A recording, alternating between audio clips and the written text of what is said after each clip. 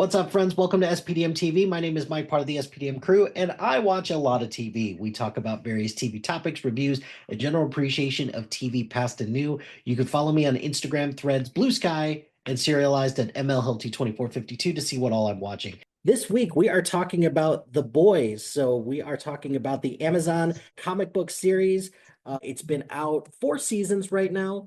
The Boys is about a rogue group of individuals who are looking to stop the corporatization and the overall, all these soups who are just corrupt and they're abusing their superpowers. So we have this from 2019, starring such people as Jack Quaid, Carl Urban, Anthony Starr, and Aaron Moriarty, to say the least. So here today, I have Lee Squire here to talk about The Boys. Maybe we'll get to Gen V.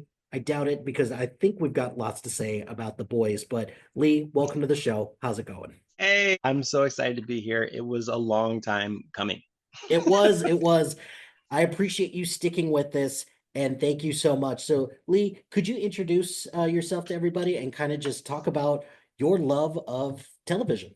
Yes. So normally I'm a pivot coach, and what that means is I help people, primarily quiet quitters who have been at their job for a long time, find value, get value, and be valued, which are all different things, and just give them kind of a roadmap of their resources and how to go. I help them systematize their life so that they are not running around in overwhelm as they pivot to new business. So today I'm just here as a fan, and I am a SAG-AFTRA actor and a writer. I've wrote 2 shorts which are multi-award winning. You'll never see them though, because as you make films, you realize and evolve, and you get better. So I totally understand how anyone can make a bad production or a bad film or whatever. And as an actor, I have a different lens at looking at some pieces and materials, as well as a filmmaker and production and reasons why and choices why people do things. So, like I said, I love pivot coaching. It fills my soul, but also I really, really love TV. So I am so excited to talk to you about The Boys, because I think The Boys is like the chef kiss of television right now. Mhm. And I think people miss a lot of the metaphors because of all the superheroism. But honestly, I feel like in a world where superhero movies are already great, like the Marvel is killing it out here, it Mhm. brings a like a whole other element. And I'm a fan. Like I love it. So Yeah, I'm excited to talk to somebody who also loves it. yeah, absolutely. And I'm looking forward to, just continuing to talk TV with you, but let's start with The Boys. And let's start. First question I have for you about The Boys is, did you read the comics or did you know anything about The Boys before the series actually started? I did not read the comics. I didn't read the comics. And I think that that's an important piece, because I feel like when the X-Men series came out, I did read the comics, and I read the comics and I watched the show, and I felt like there's a loyalty to these characters that's supposed to happen. So I Mhm. guess my opinion is kind of biased in the fact that I wasn't married to an image of who these characters were supposed to be. But what I did see on TV, like magic, like Yep. in every respect, special effects, writing, acting, all of it just really aligns. So I'm in a similar boat as you. And actually, the X-Men comp is exactly where I'm at too. The X-Men are my jam. And one of the things that I love about this show is that you're taking a group of people from various different backgrounds and you're melding them and trying to get them to form a team. It's clearly a metaphor, or at least comparatively at least, to the Justice League because there's 7 of them, and that's something that is not lost on people who are comic book fans. I didn't read the comics because I did want to go into this fresh. It's the same way that I felt a little bit about The Walking Dead because I didn't want to know some of the things that were going on. And I wanted to be surprised. But with the understanding as well is that if I go into something with some preconceived notion and the filmmakers or the producers or anybody take creative liberty, that should be okay. And we shouldn't be married to this. We shouldn't be married to like the exact thing from the comics, and creative liberties can be taken. So, for example, Huey as a character in the comics looks like Simon Pegg. And the irony of all of that is Simon Pegg plays Huey's dad Yeah. in the show. And I've read so many articles about people getting upset about that. But in the back of my head, I think Jack Quaid is amazing as Huey. He does such a great job. So I want to give anything a chance, whether I have background on it to begin with. So I intentionally didn't read the comic, mainly also because I don't really read comics anymore, but it's Mhm. still something that I saw the shorts on Amazon, was excited about it, and looking forward to kind of seeing where this goes from here. So why don't we start with some of the characters, I guess. So, Wait, I okay. got I gotta say something on this though, because what you said it blows my mind.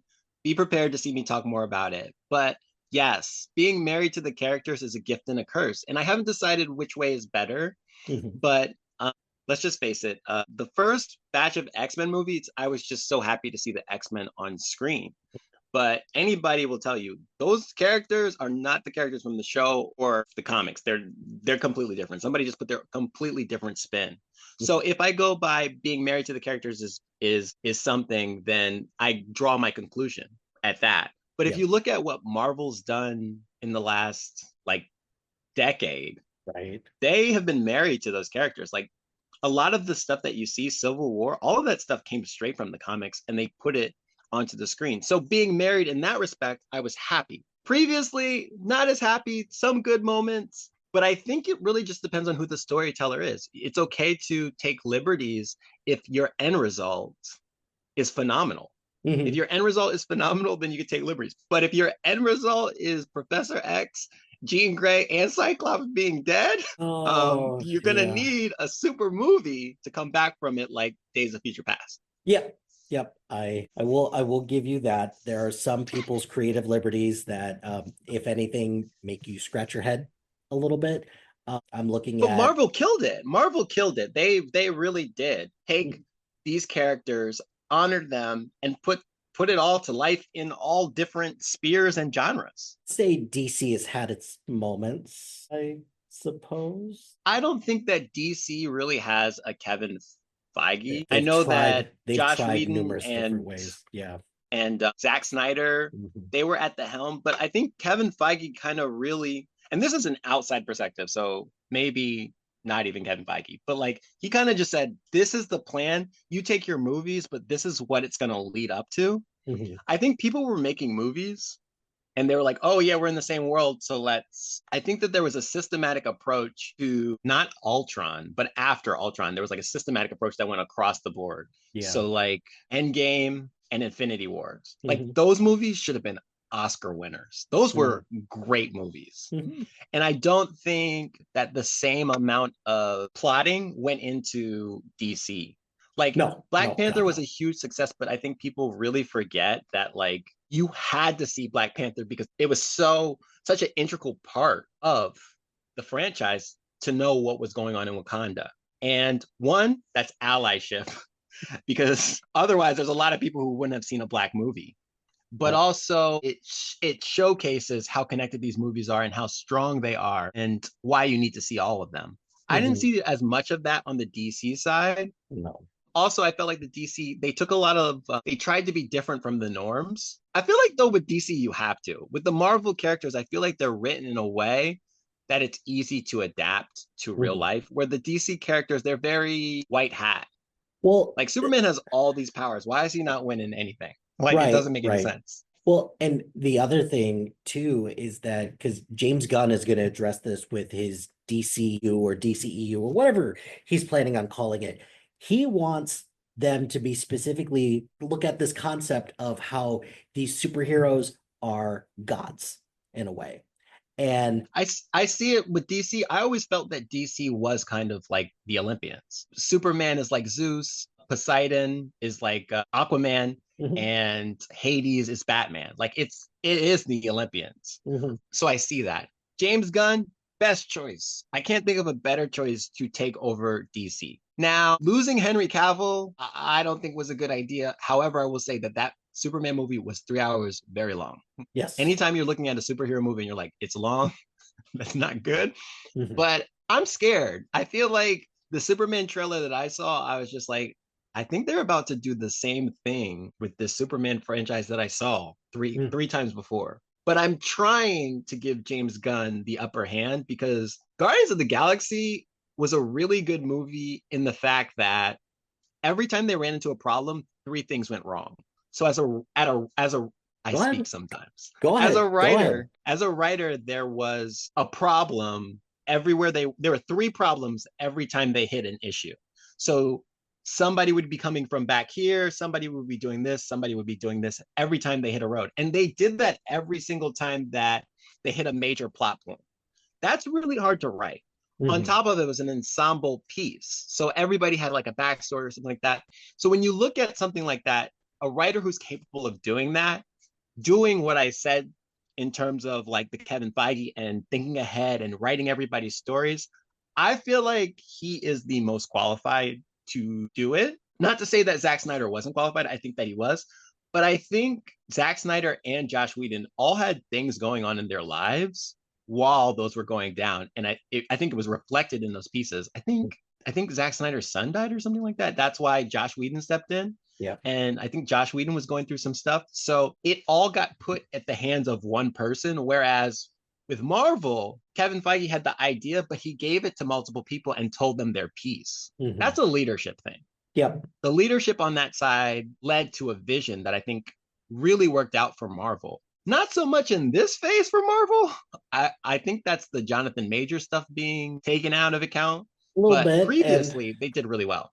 yeah, and I'm looking forward to what James Gunn is going to bring to the table with DC. I kind of had a similar effect with the Superman trailer, but my big concern with the Superman trailer is that is DC making the same mistake that it was before by trying to jam all of these random characters in? Because you get a couple people, you get like a Green Lantern looking guy, you've got another Hawkman, you've got these super dogs as well. So are we trying to do too much too early?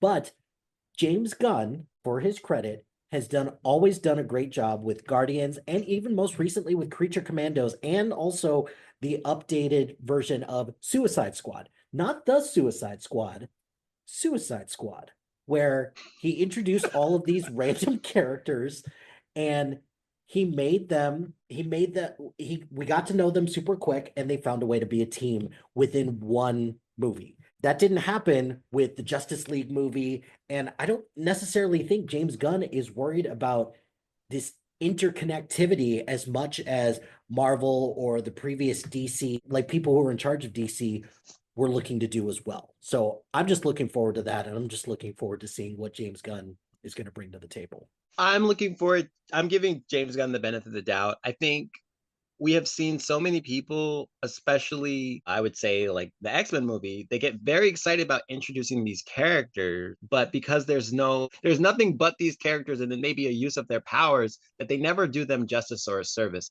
I'm very scared of that. Mm-hmm. With Superman, I feel like all of these things have already been explored, so I wonder what you're even doing. Yep. I think I would like to see Superman already being established and then putting together the team and then just being like a coach versus watching another Superman origin story. Like we literally sat through We've Tom Welling, we sat through Dean Cain doing this. Like we're ready for Superman to be Superman. Like we don't need to. We literally probably have 6, 7 Supermans. it's So I think the thought of having an origin Superman movie is just, which I is don't weird too, because I thought that Henry Cavill's origin was as good as it gets because I mhm. felt like it was darker. I believe that he was an alien because he was so jacked when you saw him. Like he was just ridiculously. I don't think that you can really get better than that. I will say that the movie was long, but I felt like the origin story was already set. Mhm. Christopher Nolan is hard to get better than that. And same thing with Dark Knight.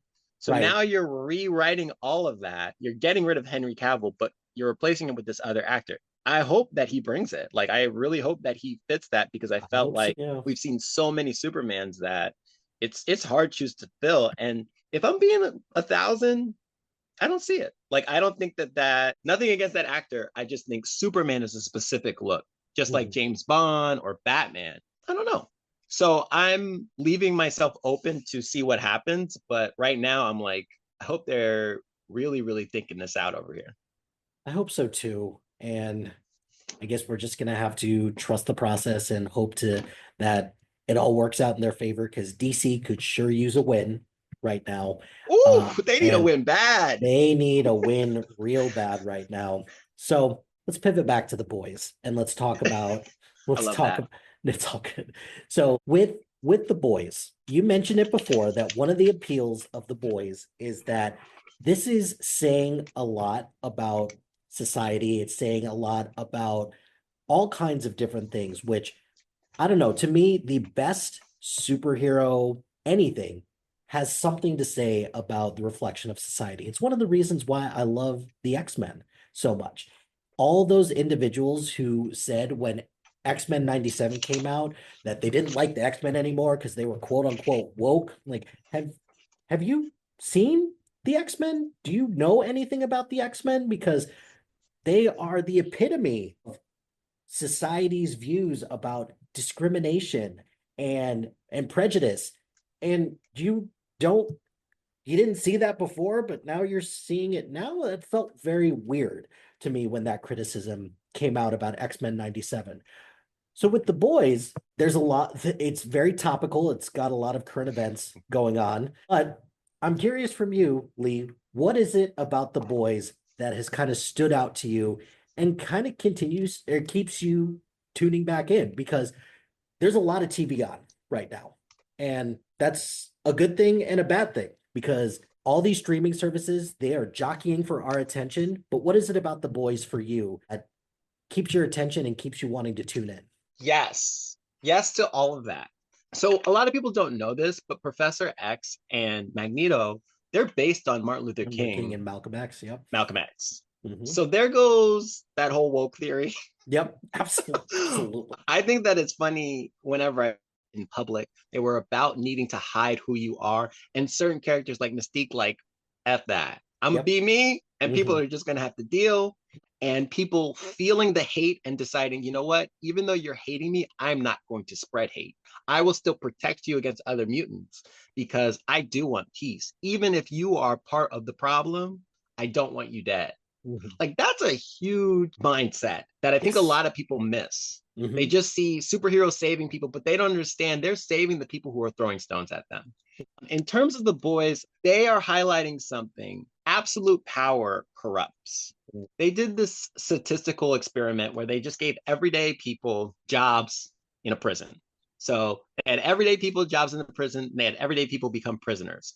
Oh, After a while, I don't remember all the details of this experiment, but at the um, Stanford prison experiment, Milgram, right, right? Yeah. they started seeing that the people who were just doing this experiment for the sake of doing the experiment started exerting force over the people who were prisoners because absolute power corrupts. Mm-hmm.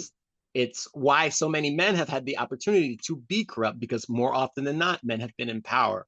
But it's not being a man, it's not, it's it is that whenever you have absolute power, if you don't have a check and balance system in our government, like the three branches that are supposed to protect us, you will have problems. Mm-hmm. And I think what you're seeing with Homelander specifically is that nobody can really check him because he's all powerful. And whenever you have that, it's just a mindset, a mood shift away from catastrophe. Now, they have tried to package it so that people can sleep at night, like Homelander is this great guy to the people, but he's not. No, And he's now that the not. monster is what it is, people are trying to put lipstick on a pig. They're trying to call him whatever.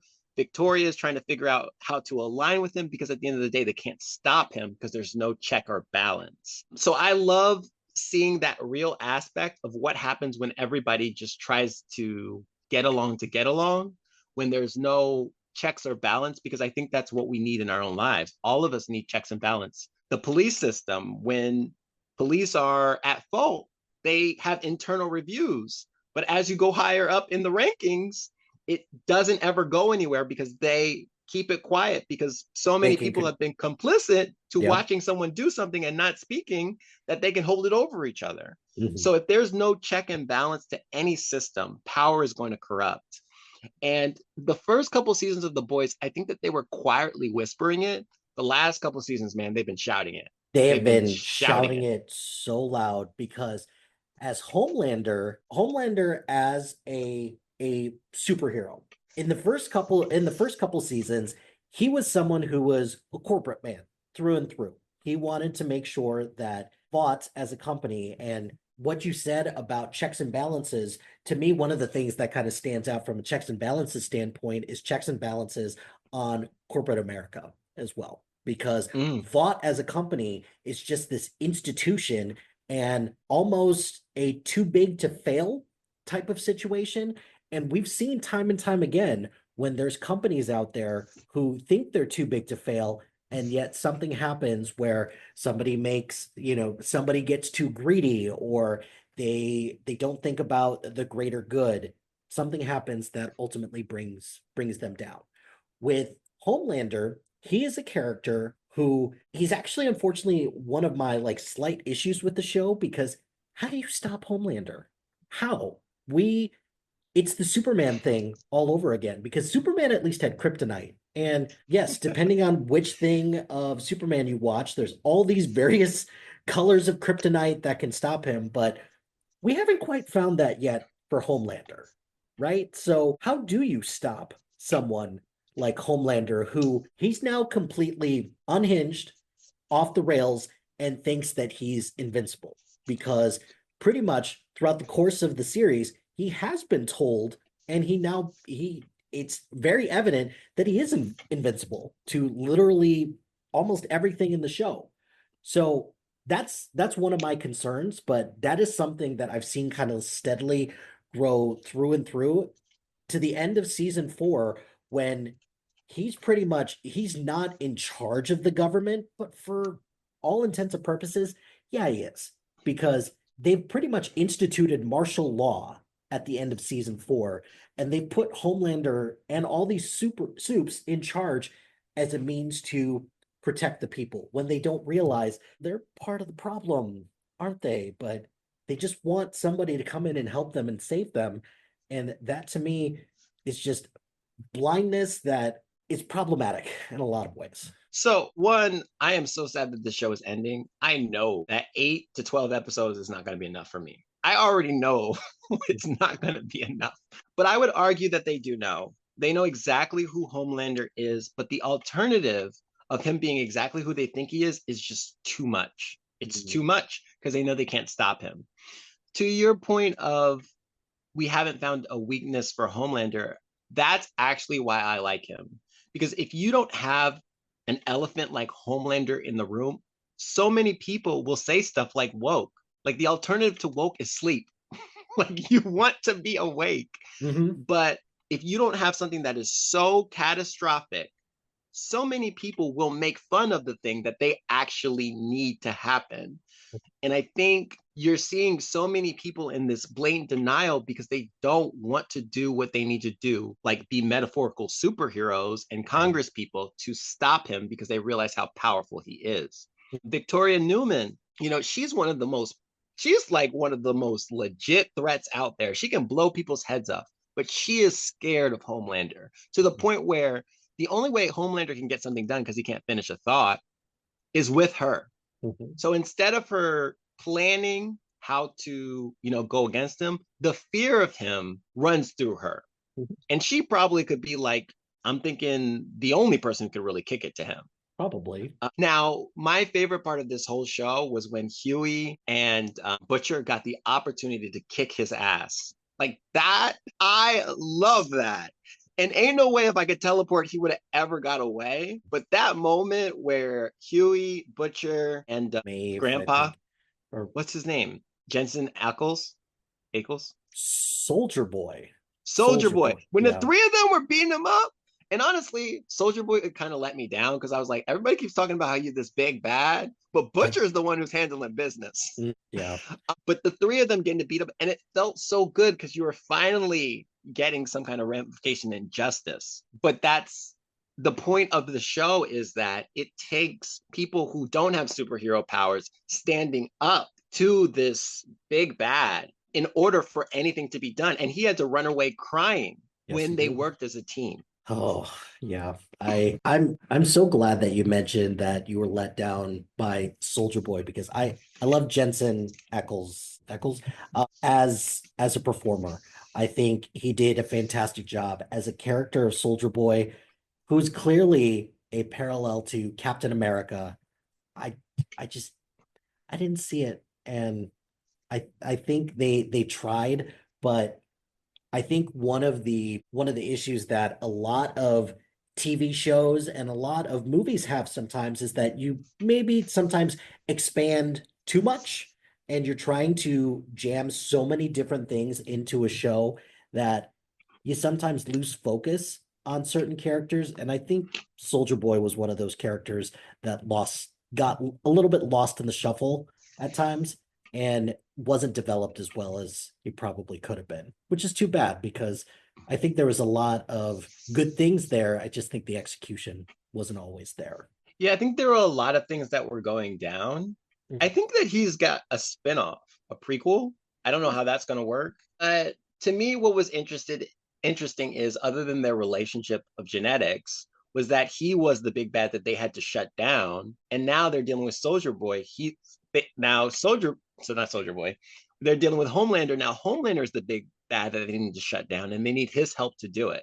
I think that there wasn't a lot developed for him, but writing wise, with that few episodes, I feel like they gave us all we needed to know. Like, in my opinion, Soldier Boy wasn't a deep person, he was a problem. But for them, he was the solution because he could take down or assist them in taking them down. It wasn't about him being complex or deep. It was just like, we need you to take him down, and then somehow we'll figure out how to take you down later down the road. But we need to do whatever we can.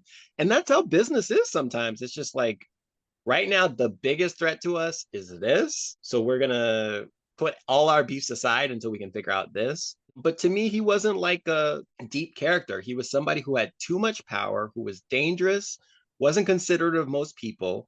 The people around him sabotaged him to get him, they Christopher Columbus him. I don't know if you know this, but they were about to throw Christopher Columbus overboard before they discovered America. He wasn't well liked. Yeah, yeah, the history books all Yeah, for Soldier Boy Columbus. is Mhm, that they didn't mhm. like him, and so yeah, I get what you're saying, and I agree he wasn't flushed out, but I don't think, like, Butcher is a complex character, Oh yeah, absolutely. is a complex character. Mhm. I don't think that Soldier Boy was that complex, and I think that's why he was a problem. He was very narcissistic. He did what he wanted to whenever he wanted to, and that was enough for him to be a threat. So you mentioned, so I think let's pivot to like the boys as a group. So the boys is led by Butcher. We've got Huey, part of the boys. We've got Frenchie, Kamiko, and Mother's Milk. Collectively, as a group, give me some of your thoughts on what you think of the dynamics of this group. Any standouts, and anything that you appreciate about what they bring to the table. Formerly led by Butcher, But that is true. I think that they are all very different. Are we including Starlight in that? I guess we should, because Starlight joins the boys on a kind of unofficial-ish capacity in season 4. So yeah, you could throw Starlight in there as well. I think it's interesting that in the boys, the people with the powers are the girls. Yep, I agree with that. That is not lost on Um, me. so I think Huey needs to be Huey. He's gone through a lot. I think in this last season, you get to see this transition he takes with the speedster, A train, A H. Train. And, A Train killed his girlfriend. He loved her. And that was a real big thing for him. But somewhere in there, he was able to go, you know what? Like, somewhere this cycle of hate has to stop. And A Train risked his life trying to get him away from Homelander. Like, that was a legit risk. Yeah. And someone like Homelander can smell, hear, taste. So there's no real like, well, maybe he won't find it. It's like he No, really risked it he'll all to save him. he'll Also, figure when it out Huey at got some point. powers, he Yeah. slapped him upside the face. And the second Huey didn't have powers, he didn't come back for him. That Mhm. was really big. Yeah. So I think Huey is important because everybody lives in this world of he hit me, so I'm going to hit you.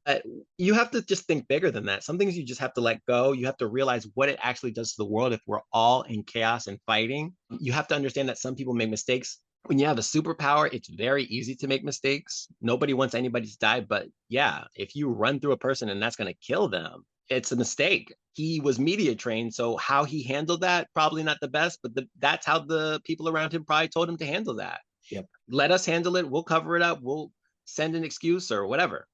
So I think Huey is very important because he is looking at the not the eye for an eye. He is the bridge to Victoria. Victoria is kind of looking at her ways because of how people keep saying he's naive, but he's not naive. He's heart centered. Butcher is a necessary because everybody will talk themselves blue in the face, but some things just need to be done. Some people need to be taken out of the equation. Homelander is one of them. You can't have an equation with somebody like Homelander. And it's not because he's all powerful. It's because the more time that they give him to get away with these things, the more people are relaxed into letting him have everything. Now, the one blind spot he has is Ryan. But I think in this last season, it was kind of put to him. He was like, literally, you are going to help us train Ryan to go against him, or we're going to end up taking Ryan out. Like, those are your options. Yep. Because he's a legit threat. The only reason we would let this threat happen is if he's going to take out Homelander. Like, that's the only reason. So that's the dynamic Butcher brings. He is okay with not being liked because Very he feels much like so. ultimately this democracy thing isn't cutting it. And as much as I like democracy, I think nobody really wants to say the hard things like he says them. Do I agree with everything he says? No, No, but but Homelander's got to go. There's no talking about it. Homelander's got to go. And they did need Soldier Boy. I think he gave the most beautiful monologue about how Soldier Boy threw a freight train through his window. And because it painted the picture, the same thing that happened to Huey when his girlfriend was killed. And that's how the series started. But it's just when power is unchecked and you can't give feedback to why these superheroes are doing what they're doing, and people want to come to their defense. They're like, well, this is a superhero, so we got to protect them. And yeah, but he threw a freight train through my window and it killed my grandfather, possibly father too. And now I can't sleep at night. So I think MM kind of just really showcases who can't give feedback to these heroes because people are trying to protect them and they're not trying to give them anything because they do some things, but it needs to be a check and balance system. Starlight is the balance because she has the powers and she's trying to use them for good. But you see, she's done some crappy things too, and she's been media trained by her mom as well. She's done a lot of certain things to fit in, blend in, and not mean them. I think that she's a great person, but you just see absolute power corrupts. And the way that she's come up has been systematized so that she does some of these things. Next is Kamiko. I feel like it's a very interesting dynamic between her and Frenchie. I guess now Colin too, but maybe not Colin anymore because the way that ended didn't seem good. Yeah. I am still trying to figure out what that means. I wasn't sure if they're a couple, but they sleep with other people, or she's giving him to Colin, or I wasn't really I'm sure. not sure. Yeah. Okay, I wasn't really sure how that ended.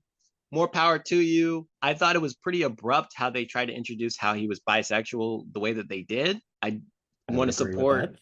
diversity, but I thought it Yep. was just abrupt. It was like, okay, possibly have feelings for Colin, possibly have a problem with Colin, possibly killed. Now Colin hates me. Like I felt like it was. I didn't know what the point of that was for him to just leave and disappear. Yeah, But there were so many other things. I'm pretty sure that was the storyline that got cut. I could see that. But I think that they showcase friendship. They showcase what it's like to be in the background because they're not like the main players, but they're integral parts Mhm. to the boys. So I think a lot is told in how she wants to sing and how she wants to dance and how she has these fantasies about just being a girl's girl, but she's the one with super strength and healing. Yeah. Uh, so I think everybody kind of has a piece of it. And some, just to kind of piggyback off some of that stuff, I think one of the reasons why I think kind of takes over the mantle as the de facto leader of the boys when Butcher goes MIA and also doing the things that doing whatever it takes to stop these soups, even if that means doing something that's against like your code, like your own personal code.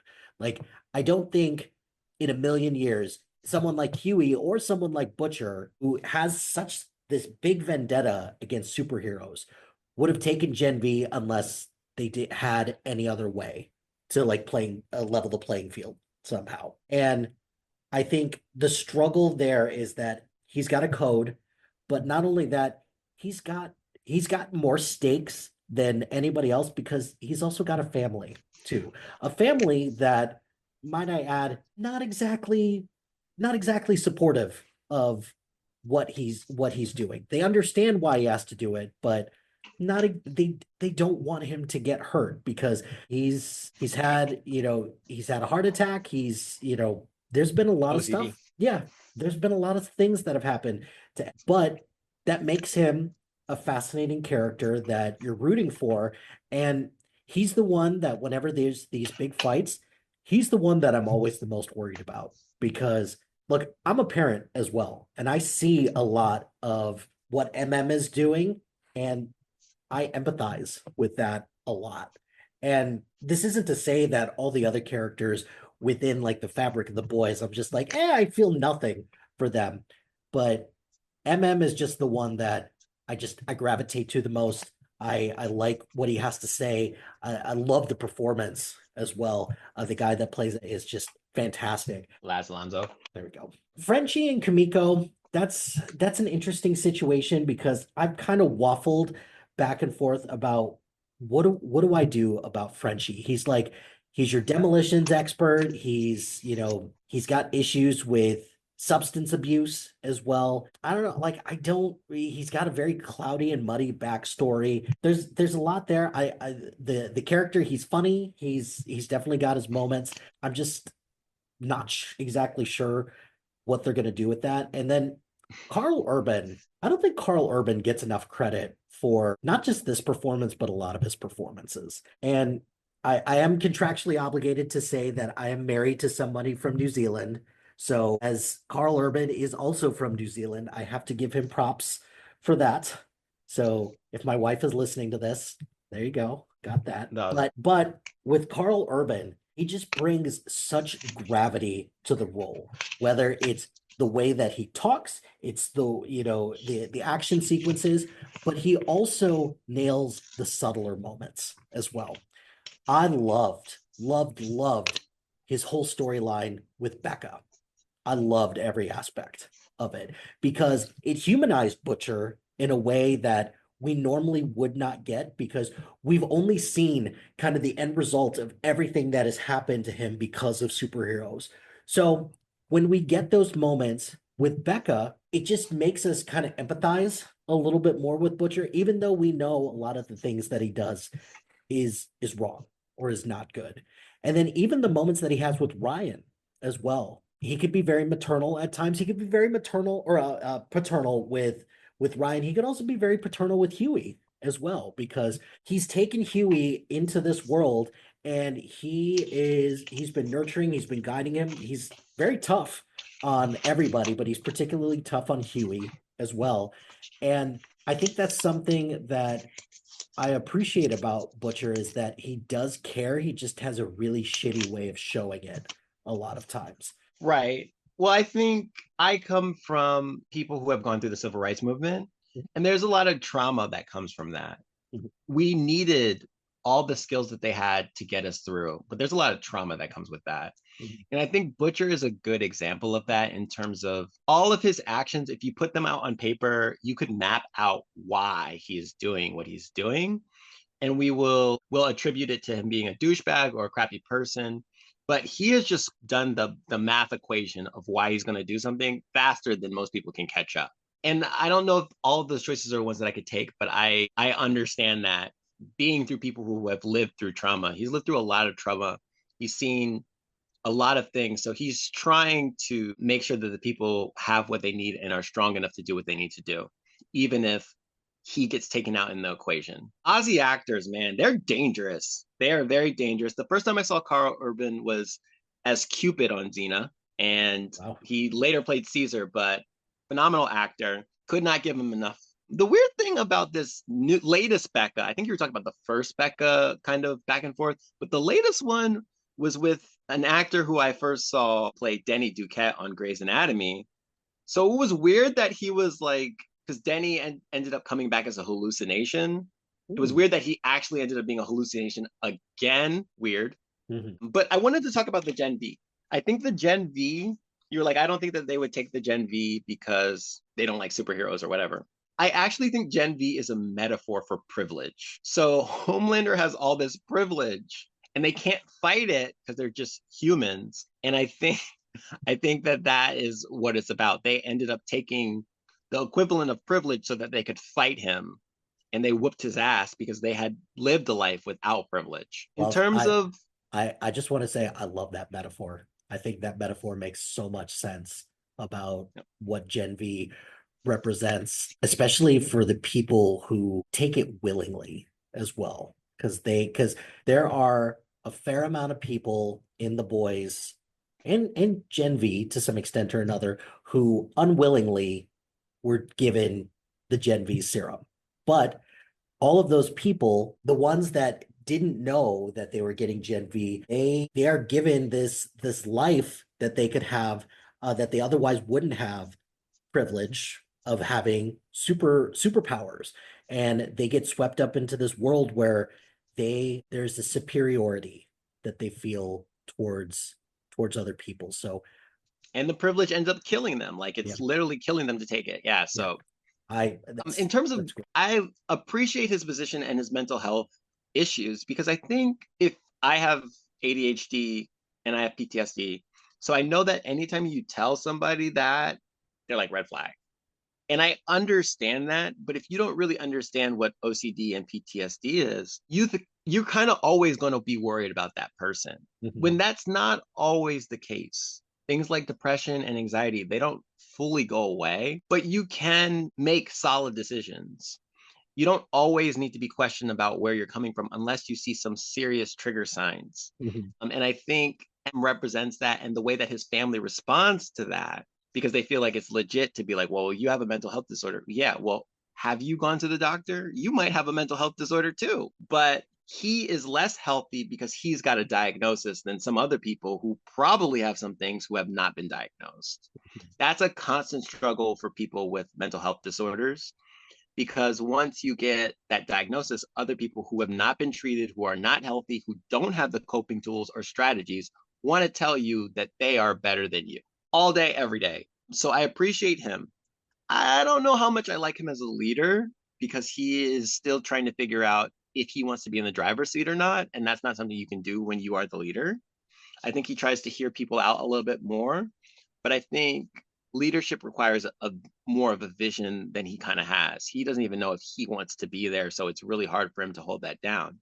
That being said, someone does need to step into that chair because Butcher is off the rails. So I definitely appreciate him because of all that. But I think the showcasing of people with substance abuse, like Frenchie, it's important because people do have substance problems. But just because substance abuse or addiction doesn't always go away for everybody doesn't mean that they don't have a contribution.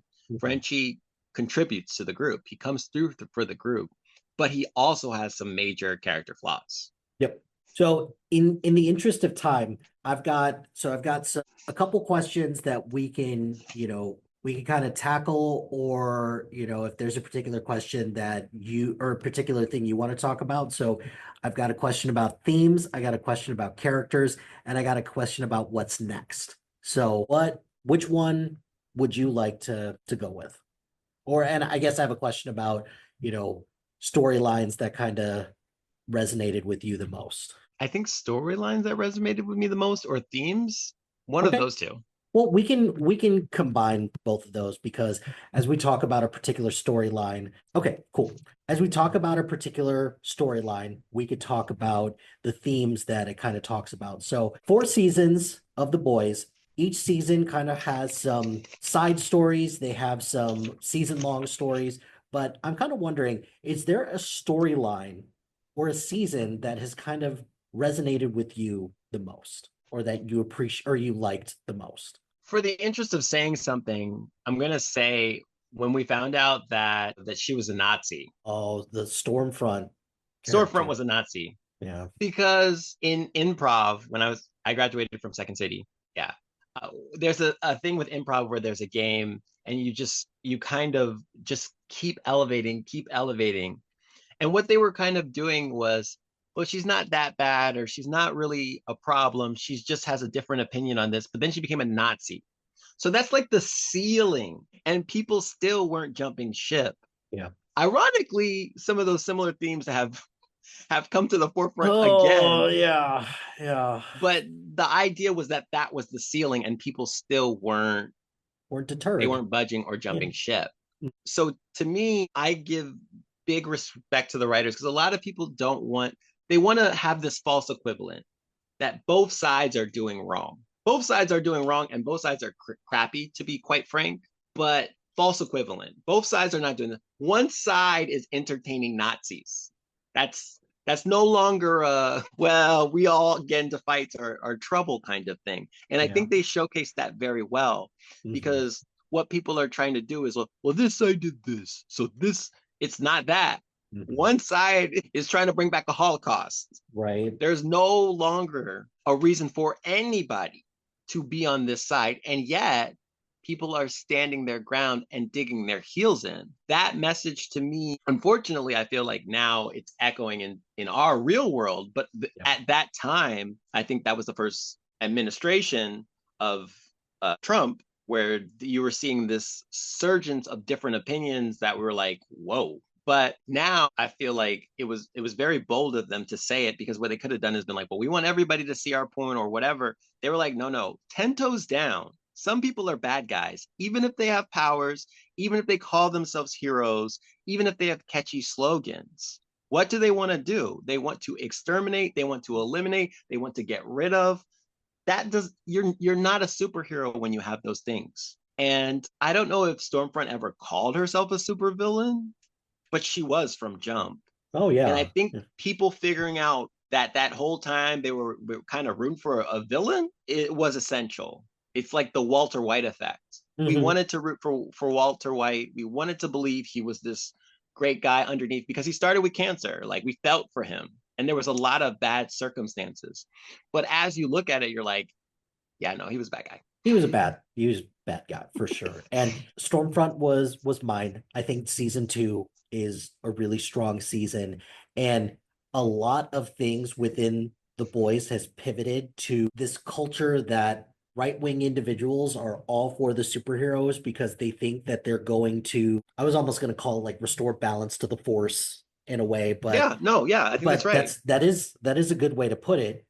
But then they don't realize, wait a second, they're not here to save you. They're here to rule you. And those are two completely different things. And Could not say it any better. you mentioned Trump and how with Stormfront, she doesn't outwardly, it's a culmination of like a lot of little things that she says. And a lot of it is said like behind the scenes. And everyone thought that, oh, like she didn't mean it or she was just joking. And then it's not until the very end where it's like, nope, she was a Nazi. She was fighting for, and people were Not still only like, that, she married the head of the Nazi party, so she's a real down. right.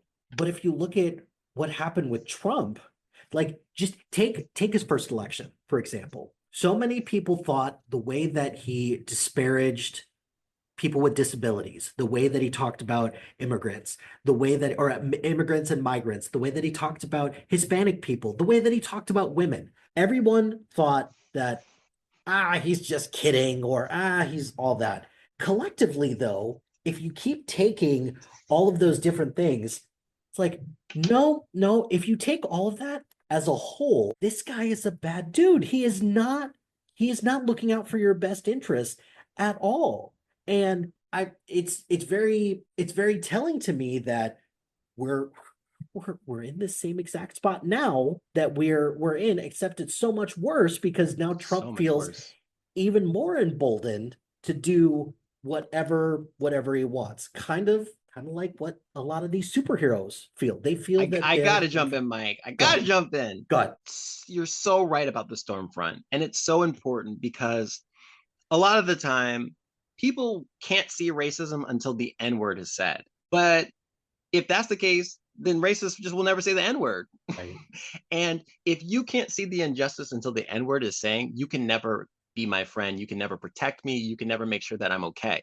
Because all that person has to do is not say the N word. And these people will still end up saying it. Mhm. So it's I think Stormfront kind of showcases, if you wait for someone to say out loud that they are a Nazi, you've not saved anybody. You've let crimes happen Mhm. against somebody. Yes.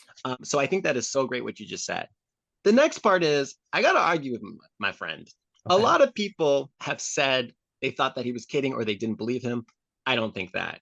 What I think is that they felt that Homelander was going to give them the Gen V. And that was a better alternative than what was on the table. They felt like this privilege, if I can get a sip of this privilege, that is better than the alternative.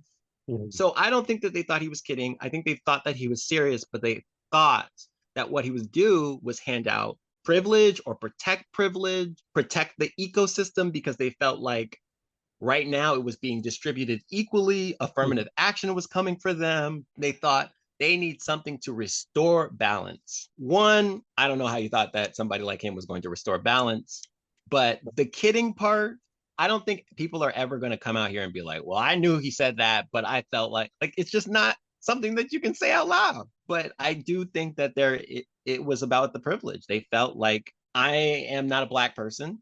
There's some racism, there's some misogyny, there's some homophobia, but at the end of the day, I'm a step higher. And I'll take that as long as I'm higher than somebody else. And that is the choice that a lot of people made, whether they want to admit it or not. They were aware of what he said. It was everywhere. It was repeated on loops. There were people from his administration who said it. So, yeah, they say stuff like, yeah, we thought he was kidding. Now that people are being deported and administrations are being destroyed and government agencies are shutting down, that's what they say. But the heart of the issue, it's not that you didn't believe him, it's that you thought something else was more important. Or another part of that is you didn't think it was going to affect you at all for some of those individuals. So, for example, I've watched a news story recently where there's some towns in West Virginia that are upset that all of these VA institutions, they're they're looking to downsize the VA institutions all across the country, and they're upset and they're like, I voted for him. I didn't think that this was going to happen. Like, really, really. Now, what on earth in the grand plan didn't you see that he said exactly what he was going to do in this Project 2025, which he said, I don't know anything about it. Like, oh, that turned out to be another lie. But he said it said in Project 2025 that this was part of the plan. And you still read it, you looked at it, and you're like, that's not going to affect me. And Yeah, then and it also does, and then D, you're upset about it. sorry, No, D includes access, so that's disabled people, and it also includes veterans. Veterans benefit a lot from DEI. So when you heard the DEI and you attribute it to being woke and not affecting people who have privilege, you missed what he missed it. said because you thought it wasn't going to affect you. But no, you chose the Gen V. You Yeah. chose the privilege, and that's how you were able to reconcile that. You had Mhm. a choice, and you chose protecting what is and your status over putting someone in charge who is going to distribute and make people even equal, well, not equal, but you know what I mean, who Yeah, is I going to get you. actually look out for everyone. You Mhm. felt that it was better on some level to take the Gen V. Yep. So I think it helps when we actually talk about it. There are some, even people from his administration, like on The View, her name is, I want to say Alyssa, and she talks all the time about the things that she thought and why she stayed a part of the administration as long as she did. I don't know how I feel about people who made that choice in terms of being my friend or whatever, but I appreciate that at least she's doing something with the mistake. There's so many people who are holding on to this. No, this was the right choice, even though there are burning red flags that it wasn't. Them coming to the table and actually doing something means a lot. It means a lot. And correcting this mistake means a lot. So I just hope that a lot more people are able to come to the space of understanding why they made the mistake, realizing that the other way would have been better, and help us correct it instead Mhm. of just going to silence. To kind of bring that back to something that happens in The Boys is would it be accurate to characterize that's kind of what part of A Train's story right now? It's part of this institution that he benefited from by being in all these movies, being a superhero, and he's attempting to atone for it by helping Huey and helping to try to bring down Homelander because he knows just how sadistic he can be. So would it be fair to characterize that that's No, part of what A Train exactly. You know, storyline is? exactly. He's had a past in which he's done some things that are questionable, but he has also unquestionably done some actions that speak to his loyalty. Mhm. He's risked his life to get that Gen V for Huey's father. He didn't have to do that. He was trying to right the wrong. And he was trying to be the bigger man multiple times. Huey, you know, came around to accepting it, but even if Huey didn't accept it, at least he did something, multiple things. Yes, yes. I would say same thing with Maeve as well. Maeve is another character who, I just knew she was going to pop up this season. I just knew she was. yeah, as as the Wonder Woman equivalent of the seven, she's the one that she's got a lot of firsthand experience about what are some of the things that Homelander does and just Vought as a company do in order to that are just not on the up and up. And Maeve as a character is fascinating to me because she's got as I think at like in season one, she was her and Starlight were the only women in the seven. And right? Yeah, because I all think the so. yeah. And Maeve was the one that she had been in the seven for a long time and but she had become complicit. She, you know, she's just like, it's the way it is, just accept it. And that's kind of the way that she talked to Starlight. It's like, hey, sometimes you do get put into a situation where you get sexually assaulted by the deep and you just need to be okay with it. And it just felt so gross when she would say things like that because it reeks of somebody who unfortunately has knows the plight that she's in, but being outside of that feels worse than being on the inside and being subjugated to all of these horrible things that has happened to her. And as a character, I was really sad that she as a character isn't in the show as consistently anymore because of everything that happened with with Soldier Boy, and it just sucks because Maeve was one of those characters that I was waiting for more of those moments, kind of like what we've been getting with A Train lately. I just don't think we got as many of those because her storyline was cut short. Right. I think that Maeve was in a very interesting position because no one could stop Homelander. She did minimize a lot of the fires, but in terms of Starlight, I think when you are the person who's saving everybody all the time, there's a trauma that happens. And I think she just wanted to put a band aid on what Starlight was feeling because there's an ecosystem that made Homelander what he was. She wasn't going to stop it by herself. Maeve understood how the ecosystem worked. Her and her together weren't enough to stop the system.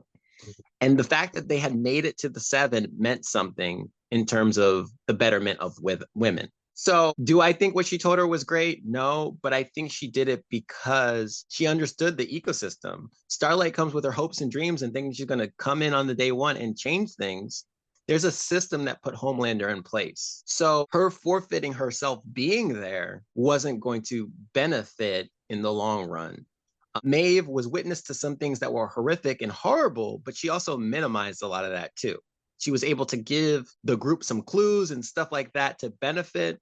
Was she able to take down Homelander? She wasn't going to do that. If she had done that, he would have killed her. So he was interested in having her child and stuff like that. So some weird stuff went on at the end, but he would have killed her had she had stepped in. So there was some logic to what she was thinking. Was it something that you could put on a Hallmark card? No. Was it great? Was it correct? It wasn't correct either because Starlight did bring it. And she kept fighting, and we saw some other possibilities that came from that. But I think there was a lot of trauma that happened to her. She understood the position she was in, and she knew she had to play along or she would be eliminated. So she made the choices that she made. She was able to save some things, And then she got away because she really needed some time away to get her head back because she had been sleeping with the enemy, but also just hyper aware of everything because the enemy was lurking around every corner. Yeah. Yeah. Trying to think. So, this most recent season of The Boys where Homelander is getting to the point where he just feels like he can say whatever he wants. It's just been kind of a general progression throughout the course of the show that Homelander just feels more and more like he could just say and do whatever he wants and everybody will just accept that. And you get little pockets of that with some side characters like for example, they're, like MM's neighbor or MM's wife slash Baby ex-wife, mama's husband something like that, is very much drinking this Kool-Aid that Homelander is espousing to other people. And got him killed episode 1, right? yeah, and Jim and Jones style. Got him killed. That logic got him real killed. But I think a better example or to add to that is Ryan, because with Ryan he was just like, people are toys. Like you're crying over this. So I totally agree with you. There's a progression, but it's apparently been there all along because he was telling him literally, "What are you gonna? You're crying over the stunt double being dead? That's dumb." yeah, I was like, "Wow." yeah. So I guess let's end it with this. The final season is coming out what next year or so? Yeah, why we're doing so long of breaks, but it kills me. I need this yesterday. Well, we've gone so far in the other direction now. And granted, I also understand that we're kind of on the tail end of COVID delays, and we're probably going to be experiencing delays with with everything that happened with the actors, writers, Chance directors, Palmero, yeah. like well, and all like the strikes as well. And and rightfully so. Yes, continue to collectively bargain anything that you need in order to have all the things that you need to, to do your job effectively. So, and now that we've had all of these fires in Los Angeles as well, there's going to be even more delays on stuff. But we've got a long time between the end of season 4 and when season 5 starts. What are some things from like an end game perspective that you ultimately want to see? More Sister Sage. I'm sorry that I got this long in the interview without mentioning Sister Sage. She is scary in a fun way. From the first time he met her and she did this like weird smile at the end, I was like, yeah, she's dangerous. So I really don't know what to think of her because there's a part of me that wants to think that at the end of the day, she's going to be a superhero, but I Gonna really flip don't know. sides, but there's potential for her to flip sides. Something drastic needs to happen in order for her to calculate in her head that the probability of success is going to be better switching sides as opposed to staying with Homelander. Well, to me, if she's gonna end up good, she's already thought it through. Like I think she's already decided where her allegiance lies and what she's going to do. We just don't know what it is. But I think there's a part of me that thinks that she can slow him down enough so that other people can do it. And I saw that kind of in the way that she came through for A Train, because he probably would have been killed had she had shared that information. Yes, absolutely. I'm very curious to see what America is going to look like in the world of the boys, given everything that's happened. There is a slight fear that it will not look much different than what society looks like today. And that's something is terrifying to me. But the main thing I'm looking for is the chess match that is how on earth do you stop Homelander? There's got to be a way to do it. I'm a little afraid that there's like a MacGuffin out there. And the MacGuffin right now is this virus that they've been kind of talking about. They talked about it a little bit in Gen V, and they've mentioned it a little bit in this most recent season of The Boys. I'm just very curious, what is this thing that they're going to do in order to stop Homelander? And I don't think that this is going to happen, but I kind of want to see if Homelander is eventually going to get to a point where people are going to finally start to turn on him, because we're seeing pockets of individuals turn on Homelander because they think what he's saying isn't good, but there's a lot of people out there who are still supporting him. looking at you, Donald Trump, for this same thing. I'm looking for when are more people going to potentially step up and say what he's saying isn't right? And just seeing who out there is going to continue to have the courage. And I'm looking for people like either mainly people at VOT and other soups that are willing to say that. If I think from a writer's perspective, the solution will be a human solution. It's not going to be a superpower solution.